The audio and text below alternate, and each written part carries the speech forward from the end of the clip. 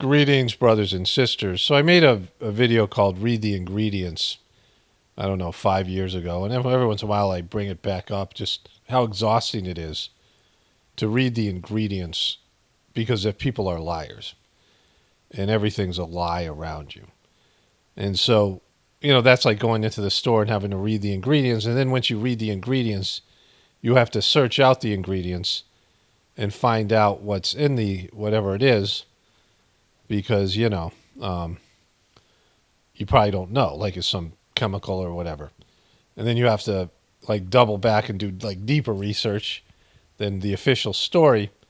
And that's just food, right? And the older I get and the more I have realized about this, I'm reading ingredients more and more.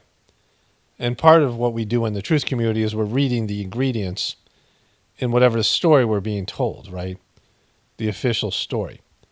And so it's exhausting because everything's just a lie and people are liars. And even if somebody's telling you the truth, it's hard to believe them because, all of it.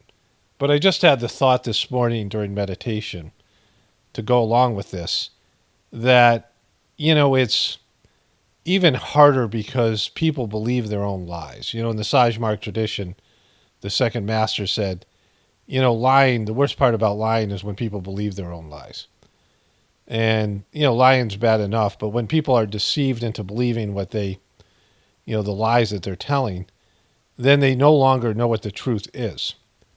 If somebody's lying and they know what the truth is, at least at some point, if you say, hey, you catch them lying or, they might admit to you what the truth is. At least you can get to the truth because the truth is there. They are consciously taking the truth and telling you something different. But when they forget about the truth altogether, then the truth no longer exists in human consciousness.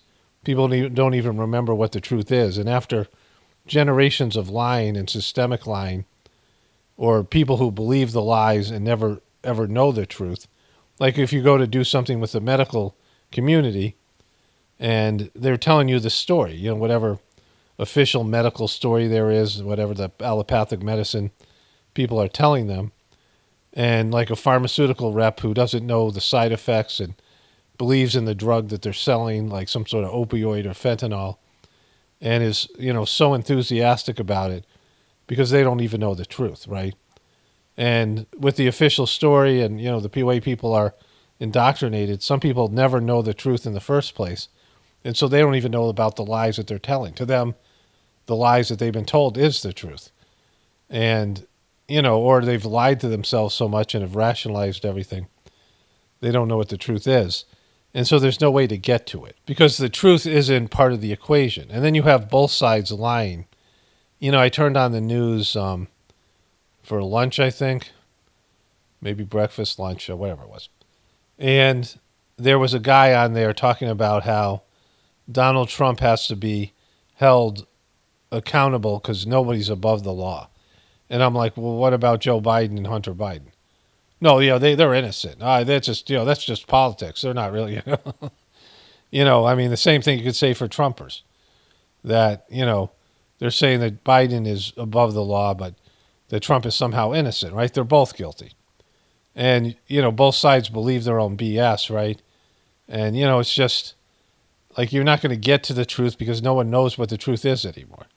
Everyone's so, hyped up on their own delusions, their own BS, their own spin, their own, talking points, that the truth isn't even there anymore as a possibility to where you can say, this is the definitive truth. And, there were extraterrestrials here for years. It's in cave art, it's in literature and ancient, Aboriginal, like cave art and ancient art and, stories and documentation of sky people and space people, all these things, right? So there's some sort of information about the origin of our species, right? There was more than likely giants and things like this, and there's stuff that we don't know about our history. And they've just rewritten this, and of course we have bogus science and the whole flawed Darwinian theory, and then the stuff in the Bible and all this stuff, where they just make up a story which becomes people's reality.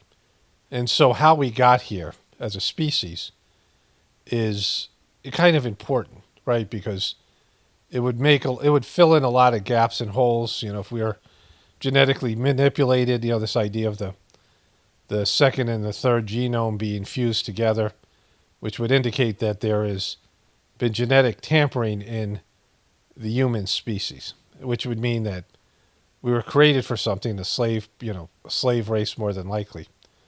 And if that's the case, then people's religious beliefs and scientific beliefs and what we are as a species, if you're created as a slave, which we have all the slave master mentality is very present in the human species, being either enslaving people, enslaving animals, these types of things, beasts of burden, and having this idea of, you know, somehow dominating another species or another group of people and forcing them to do your bidding is hardwired into the human system. Slavery's been around forever, and there's just a slave mentality towards nature, right? Towards, dominion over nature and these things. It comes from our religion and also, our culture. And the stuff to do with science, science and religion, that we have an origin story. And if you don't understand where you came from or why we're here, what makes us the way we are. I've often talked about how we have shorter lifespans than we should have. Why do other creatures outlive us, right? If we're the top of the food chain, why do tortoises outlive us, for example? And there are other animals that live similar lifespans as we do. And we have much more complex lives, and we have vast levels of work, and, the way that we manipulate the environment around us, and, is just different than a lot of these animals that, parrots and things, they're outliving us, right? And they have much more simple lives. And to accomplish everything we're accomplishing, especially, having a relationship with the divinity, having a spiritual life, which is, it's cut short. And I made a video recently about how, I just sort of cracked the code in the last 10 years. I just kind of understand life. And, now I'm getting old. Now it's just my body, I can't even run anymore. I was trying to run the other day, and it's my body's starting to break down, and just, I don't have the physical abilities I used to have. And my mental abilities will soon start deteriorating as well. And I just kind of got good at life, right? I just kind of became sort of competent in the last so many years. And, we have shorter lifespans than we should have. And so not having that knowledge, there are a lot of things that we should know that would help us understand, lots of things, right? It would explain physical issues and, in terms of, why we're allergic to our planet, and tendencies and things that, because when you have an untrue story, and this happens with people all the time. For example, I was tested when I was in third grade or something, second or third grade. And I was struggling with remembering the alphabet and things because I was dyslexic. And I got tested, and it said that I had a high IQ and some of these other things. And my parents were kind of intimidated by me after I was tested by this. I went to some university. One of the things that happened was, my dad was, he brought me to some R-rated movies, like Mel Brooks movies and things. And then, he was allowing me to swear, which, my mom was was a devout Catholic and was unhappy about it. And so, there was a time where I was in, we had a Ford Maverick car that, my sister ended up being her car. And she'd take me somewhere, we get out of the car, she'd close the door, take out the key and close the door, and this car would still be running, right? It would still be bucking, it wouldn't turn off. But I was in the car with my mom, and I was in second grade, and my friends told me that the only way to have kids was either adoption or effing. I mean, I used the F word, they used the F word. And so I said to my mom, am I adopted? And my mom's like, no. And I'm like, Well, a kid at school told me there's only two ways to have kids, and it's it's adoption or effing. And I know you and Dad did do that, right? My mom said, "Well, I wouldn't put it quite that way, dear." But anyways, there was another story I was going to tell, and so I was being tested, right? And they put me behind a mirror, and they were observing me, like I didn't know there's people in there. But it was a one way mirror, and I knew my dad was back there, so I started giving him the finger, right? It was like second or third grade, and there was like a team of people. And my dad, who really always tried to embarrass me, because I was he was just loud and he didn't have like an embarrassment gene, was like so mortified that his kid was. I was going up to the one way mirror and giving the finger and laughing. I might have been like, I don't know, third grade. I had mono in fourth. I don't know what it was. And so, I left, and my mom said the one thing is for sure you don't have dyslexia. I think they were testing me for dyslexia. And so I was like, okay, I got tested and I didn't have it, right? And so years later, my ex was homeschooling my kids and they had issues, and she wondered if they were dyslexic. And she read up about it, and she sent me this thing, and it's like, oh, like everything on the thing I had, right? It was clear that I had it. And I was told specifically I didn't have it. I think my mom was trying to cover this up for me. So I called her up and I said, Mom, it looks like I have dyslexia. She goes, oh, yeah, you did. And I'm like, why didn't you tell me that? She goes, I don't know. Like she didn't remember why she decided to lie to me. And I'm like, it would have been helpful. You went and had all those tests done for me, and you came up with something that could have been helpful to me. What I'm saying is a missing piece of a puzzle. And the way that people lie, I mean, it's just stupid stuff. My parents were kind of incompetent. I told a couple of stories about my mom recently, like last video or whatever.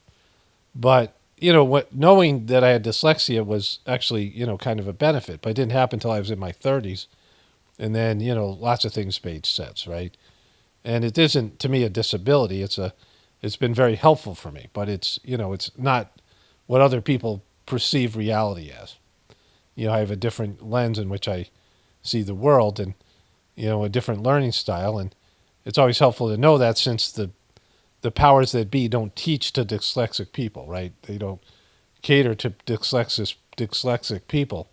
I mean, they mostly cater to dummies, and so people who have a different style of learning, or a different people who are gifted and talented or whatever, and you see in the school system, it's mostly catered to the kids who have the worst behaviors and the hardest time perceiving things, and other kids get bored and things like this, right?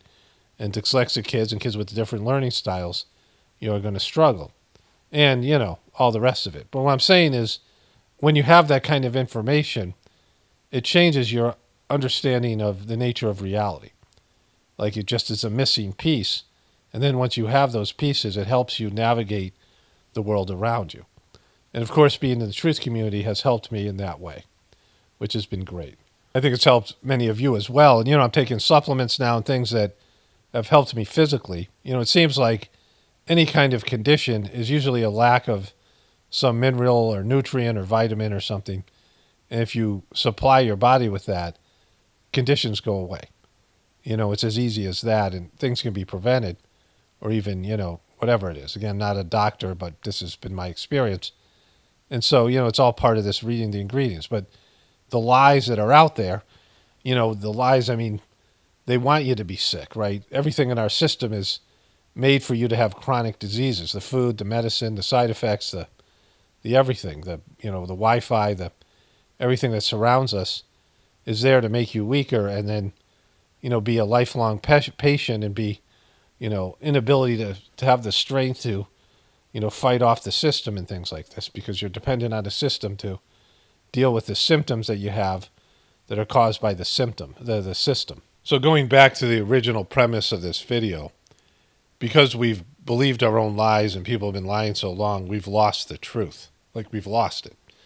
There's things that are, it's like the moon landing, that they lost the telemetry data that they recorded over the telemetry data, So they have no knowledge and scientific data for the alleged moon landing, right?